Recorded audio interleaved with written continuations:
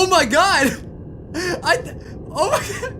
It's moving on its own because they want us to kill the track team. What's up guys, Bijuu Mike here. Welcome back to another episode of Crimson Gay. I mean, God, I gotta stop doing that. He looks very unhappy to be here. Again, I'm joking. You guys know it's the meme on the channel. We played the whole first Crimson Gray. This is the sequel that we've been waiting for. I'm not really sure where they're gonna take the story, but guys, I hope you stick around for the ride. If you guys missed the last Crimson Gray, be sure to check it out. I have a playlist full of it. It's only about like 4 or 5 episodes, so it really shouldn't take you that long to get through it. You guys can do it in one day, all right? Do you stand me or not? Okay. Big thanks to Sierra Lee, the creator of this visual novel. I really liked the last one, and they gave this to me for free, so I'm really happy. They seem to be cool with me playing it, so that always makes me happy. Shut up! The melancholy melody echoed within her, and Lizzie clung to it. I read the first line, and I already screwed it up. There was a time when the melody hadn't been... There was a time when the melody hadn't been within her, though she preferred not to think about that time. That was before she met him. The melody was sad, but it was his, and so she loved it, and it was certainly better than emptiness. Lizzie had expected that meeting her special person would change everything, and it had, but to her surprise, it hadn't happened all at once. Instead, they both grew and changed, their life together becoming ever more wonderful and her mind growing to encompass it.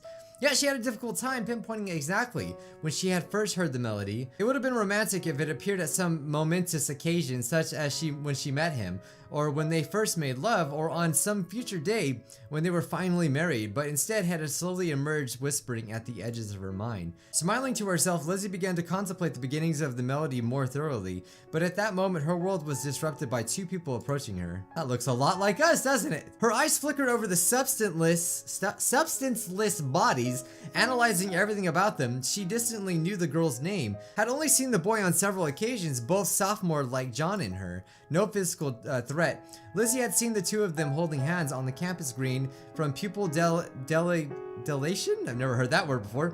Judged them to be a couple, so unlikely to be a threat to her relationship, but now they were approaching her. She put on her usual smile and considered them more carefully.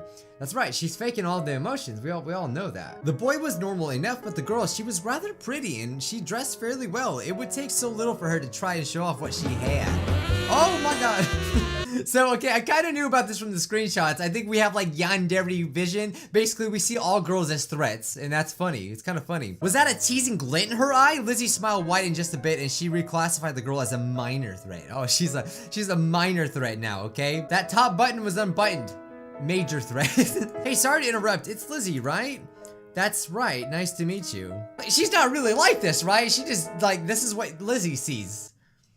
Right? She responded politely as they introduced themselves, only tracking the information for future reference. Once putting on a friendly mask had been difficult for her, an imitation of something she'd only observed.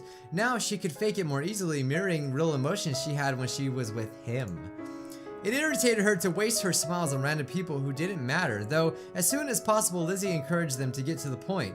We're trying to start a social thing for the couples on campus. They might be about the same age, but hanging out with the single college kids just isn't the same, you know? We don't have many people yet, so if you had any ideas, we're open to them. Either of you, your husband's name is John, right? Oh, we got married? I forgot about that. Okay, you can stop now. God, I'm gonna have to kill this girl. Why did she know his name? Oh, she went too far. And there comes the Yandere music. I love it. I mean, look at her picture. Lizzie's smile became brittle as she stared over the girl again, searching for the slightest tick that might give her away. She had played it off like she wasn't sure about his name, but she knew Lizzie was sure of it. Perhaps her analysis of the threat was wrong. She had dismissed them as a couple, but neglected to consider how impure most love was. Oh, she must be a cheater. That's it. This girl might ignore her partner and target John, or they could be one of those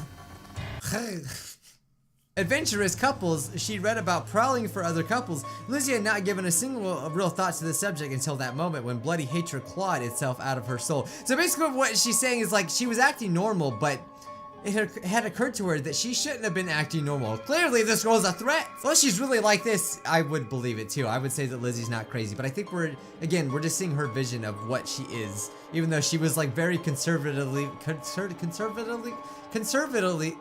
I'm just not gonna say it. Just as she was about to let those emotions leak out onto her face, Lizzie heard the melody again, over the beating of her heart, sad but calm. She wasn't sure what John would say to her, but the thought of him soothing the growing rage. It was also possible that the girl hadn't wanted to seem too forward, like they had been tracking them. Checking their faces more carefully, Lizzie saw hints of nervousness and forced casualness. She set aside her main concern, flagging it as potential problem for future consideration. Only a tiny fraction of a second had passed, so Lizzie gave them both an apologetic smile.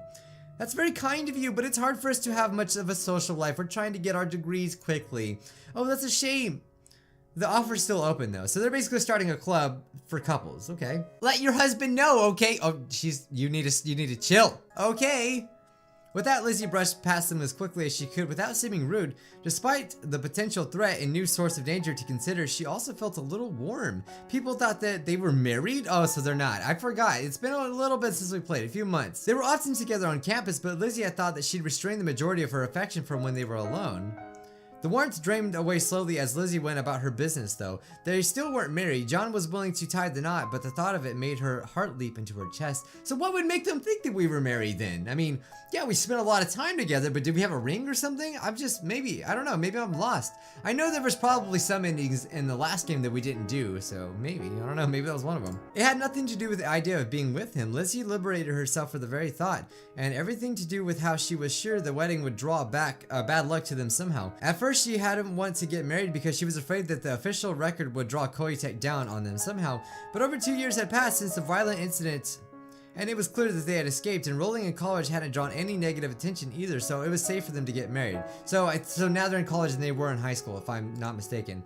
And yet, something would go wrong. Even if they didn't invite anyone, she was sure that someone would ruin their day. And while no one could possibly ruin their relationship, she could only have one wedding day, as she wanted it to be perfect.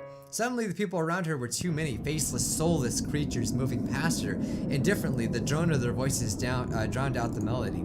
Stopping in place, Lizzie frowned, struggling to regain it, but his melody had drifted out of her mind, and no amount of thinking about the joy she felt with him would bring it back. Oh god, so we're always struggling with our emotions. Checking the time, Lizzie decided that she had enough before she needed to get to class. Normally, she preferred to arrive early, but that was no longer her priority. The gentle buzz of class, which she usually found passable, if a pale second to being with him, would now only disrupt her. It was difficult to hold herself back, but Lizzie managed to sprint across the campus no faster than an ordinary runner. This wasn't the first time, and someone from the track team had actually tried to recruit her. That was unacceptable. The track uniforms were flattering, but everyone would be wearing them. Of course, he would come out to events to be supportive, but that meant his eyes could be assaulted by the entire female track team. That just can't be allowed, okay? Oh, we can just kill the track team. Kill the track. We want to be safe here, so let's just kill the track team. My mouse was moving on its own. I don't want to be any part of that. Oh my god! Oh my god! It's moving on its own because they want us to kill the track team. I was tripping out for a second. Holy crap. I thought that was like my mouse just being stupid. No, let's kill the track team. Oh my god, this game is going Doki on me right now, okay? Do we even have an option to save? Yeah, okay, let's save it first before we pick something. Because I like to pick these decisions. Let's kill the track team. We gotta be safe. She actually took a step forward towards them, hand moving to a weapon, but no. She didn't need to do that anymore. But for a moment, she had wanted to, fully intended to. Lizzie had to take a deep breath and focus to turn away from the choice. The holiness within her grew and grew as she left campus. Fortunately, their little apartment was nearby, a split home provided as housing for couples.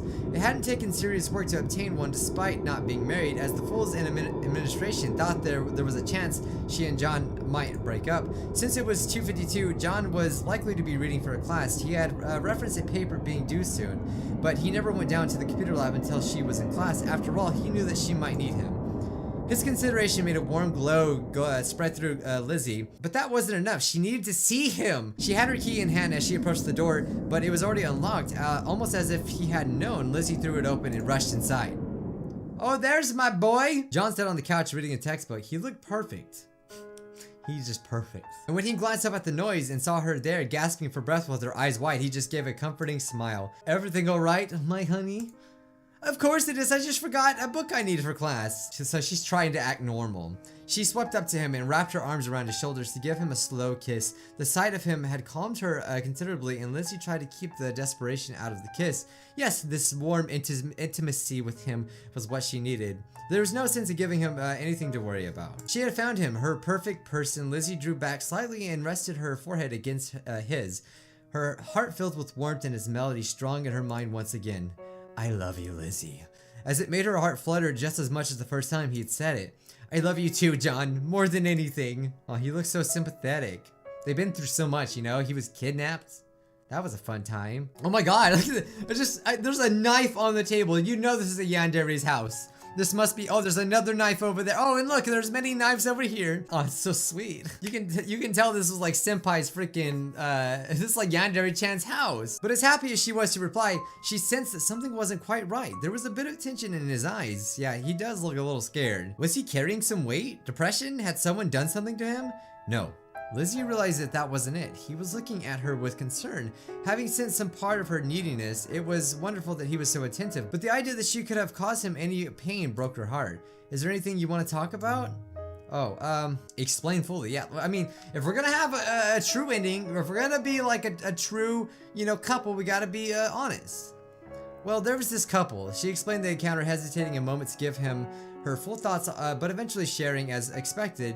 He wasn't disturbed by her fears and didn't tell her that she was wrong. John had been through too much with her after all. Yeah, exactly, like we mentioned before. You thought it was nothing unusual? Judging from what you said, they just sound lonely to me. They just probably wanted to find people they have something in common with. Maybe. Or they could be trying to take you, Senpai, okay? But even if that's true, I still don't want them anywhere near us. They're probably stupid. Evil people. John, all we need is the two of us. He smiled ruefully, but there was a real affection in his expression too. John pulled her into a quick embrace and squeezed her tight. If that's how you feel, we don't need those people. Oh wow, this is goals.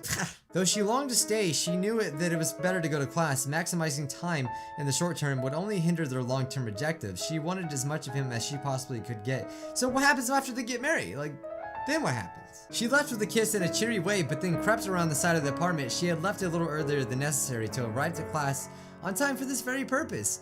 From the perfect angle, she could see him through the window, going back to his book, studying so seriously to help them have a better life together. Lizzie didn't try to hide the broad smile on her face, just spent a while watching him. You know, like old times. That's so cute. It's kind of cute. Like, in a sick, twisted way, it's cute. Like, because she wants to go back to like the times she was stalking him. Oh my god. She did like to observe him sometimes to make sure that he wasn't sad again. John's depression was mostly under control now that they had abandoned the awful Koitek medicine, but she knew that it was part of him that needed to be watched. The thought of his inner sadness made Lizzie want to run back inside and kiss him again. I mean, it actually is really sweet. Like, I think that that's one of the things about yanderes that is appealing to people, is because they literally like a yandere girl's senpai, you know, is literally her world, and to be wanted so badly, to feel wanted is what I feel like so many people really, really want, and it's something that's, it's a good feeling, you know, I'm not gonna lie, it's a good feeling to be wanted, and I think everyone can relate to that. Reluctantly, Lizzie pulled herself away, chewing on one finger. John might be mentally healthy, but he still needed protection. Her mind flashed back to the track team and the other threats on campus. She would make sure that nothing could interfere with their love. Basically, she went to school.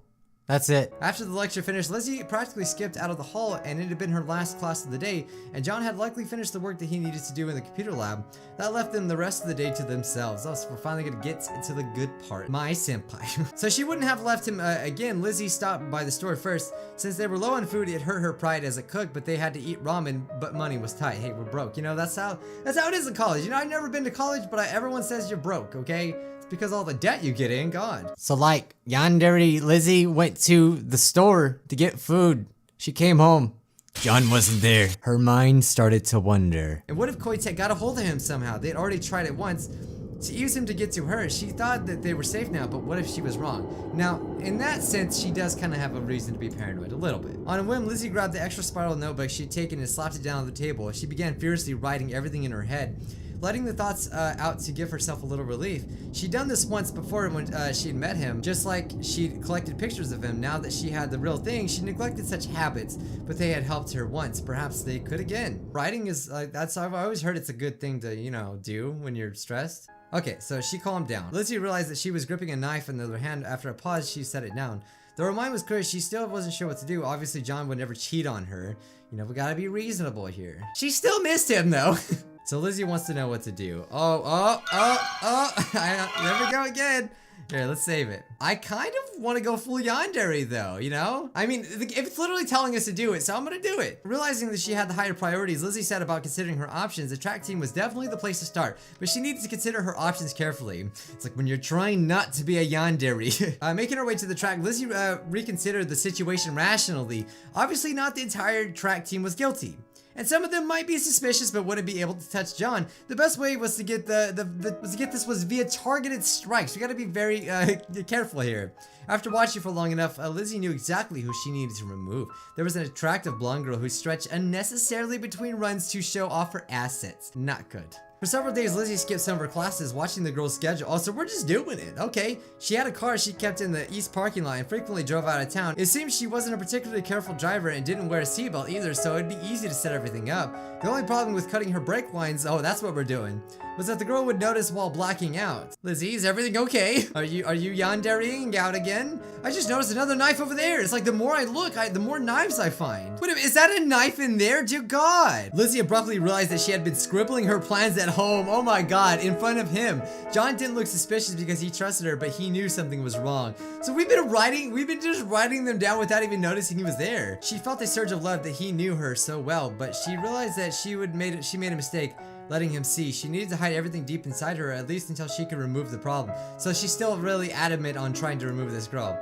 Everything's fine, John. There's just been some mean girls in class who have really upset me lately. 12 seconds later. Lizzie hummed romantically to herself as she drained the brake fluid, disabled the emergency brake, and manipulated the pedal until it felt natural. Then she retreated to a safe distance to watch as everything went according to plan. The crash was less dramatic than she had expected, but it was enough. She was certain of it. Even though she had to restrain herself from going to check, because that might have cast suspicion on her, and she couldn't let anything ruin the relationship. But things were better now. The terrible girl was gone, and John wouldn't notice anything, and she could love him forever. Now there was nothing left to do but make happy college memories. Protecting him. And that is the beginning. Oh no, that was an ending. So okay, so instead of investigating the track team, we should probably let it go. So yeah, Lizzie cooked instead. John came home late from his library job / class / work. I'm not really sure. Lizzie literally started playing with her axes and things got a little heated from there. Are you done studying? For tonight, yeah. There's no point doing more since I could read at work tomorrow. Then, she drifted closer to him, smile broadening as she poured over his face. She wasn't too tired. He knew what point of saying his work was done, and though he had been watching her gentle affection, she knew there was more there. And I think we know where this is going. Just when we were in the middle of the act of playing cards, Lizzie bent closer to him, and then there was a loud knock on the door. Her eyes narrowed to slits, and she glared murdered. She has a murderous glare towards the entrance. How dare they stop us playing cards? We don't have to answer. It doesn't knock louder. Ignoring it was not an option. Lizzie sprang up from his lap and wrenched open the door. What can I do to please you, mother? In this class episode, screw you. What can I do to please you, mother? And I think it's in the show. That dance while you can, cause you won't be dancing very long. What can I do to please you, mother? In this class episode, screw you. I swear, dang TV has something to do with this. We're going to Tilted. I wasn't planning on it.